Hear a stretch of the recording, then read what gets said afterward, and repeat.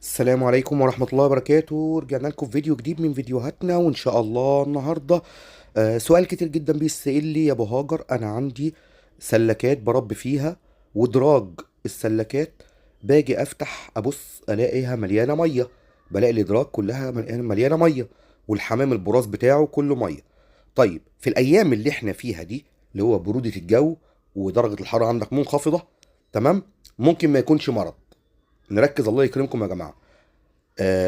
بتفتح بتلاقي الدرج مليان ميه وريحته وحشه، تمام.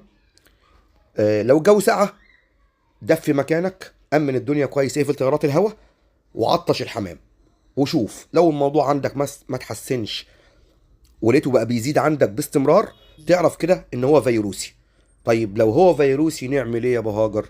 ده كده بدايه فيروس، الحمام داخل عليه فيروس، لكن كفاءه جهاز المناعه عماله تقاوم، تمام. طب نعمل ايه؟ ننزل 3 ايام مضاد فيروسات، وبرضه بكرر، طالما البراز سائل لازم تعطش في الشتاء مش اقل من 8 ساعات او 10 ساعات. هتقول لي اصل تحتيهم زغاليل، هقول لك ما تشغلش بالك، مش هيحصل لهم حاجه. عطش الحمام عشان معده الحمام تمسك، معده الحمام تربط، تمام، لان هو كده كل ما يشوف ميه قدامه عمال يشرب وينزلها، تمام.